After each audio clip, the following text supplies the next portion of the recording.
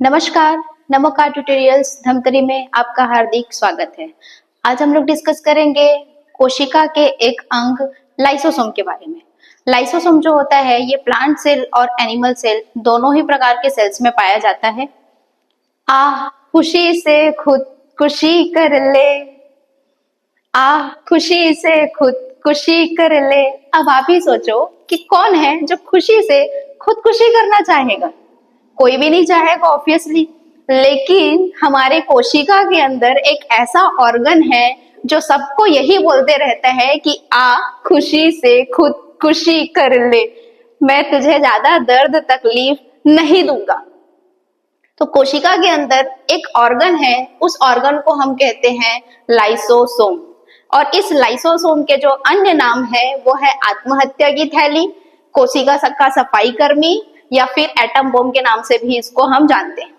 तो होता क्या है दोस्तों, जैसे अभी हमने पिछले वीडियो में कुछ सेल ऑर्गन्स को डिस्कस किया था, तो कोशिका के अंदर जब किसी भी ऑर्गन की मृत्यु हो जाती है, किसी भी अंग की मृत्यु हो जाती है, तो उसको डाइजेस्ट करने के लिए और उसको कोशिका के अंदर खत्म करने के लिए एक और अंग है, और उस अंग का नाम है लाइसोसोम। इसलिए इसे कोशिका का सफाई कर्मी भी कहा जाता है। बिल्कुल बिल्कुल सही। क्या सही? गाड़ी वाला आया घर से कचरा निकाल, गाड़ी वाला आया घर से कचरा निकाल।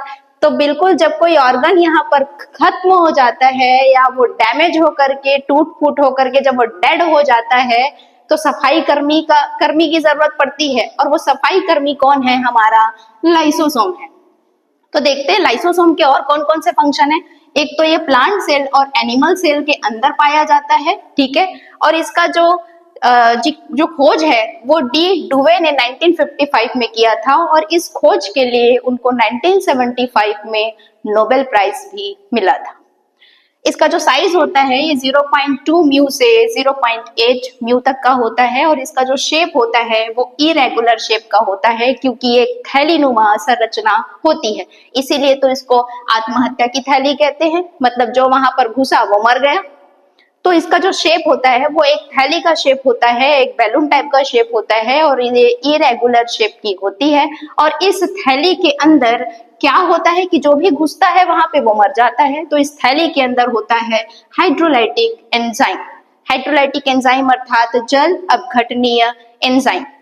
ये जल अपघटनीय एंजाइम जो है फैट, प्रोटीन और कार्बोहाइड्रेट जैसे कंटेंट्स को भी क्या करती है? डाइजेस्ट करने का काम करती है। डाइजेस्ट करके उसको खत्म कर देती है।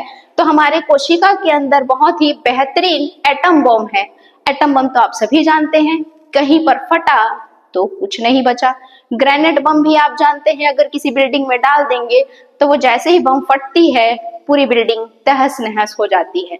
उसी तरीके से जब कोशिका के कोई अंग की जब डेड हो जाती है, या जब कोशिका को ही खत्म करना होता है, तो ये आत्महत्या की थैली क्या हो जाती है? फट जाती है, और फट करके इस पूरे कोशिका के अंदर फैल जाती है, जिसे जितने भी सेल ऑर्गन्स हैं वो सबकी डेड हो जाती है। और डेड होने के बाद कुछ भी नहीं बचता, सारा चीज डाइजेस्ट हो जाता है। किसके कारण? इस हाइड्रोलाइटिक एंजाइम के कारण। तो इस सुसाइड बैग में क्या होता है? हाइड्रोलाइटिक एंजाइम होते हैं जो पाचन करने का काम करते हैं।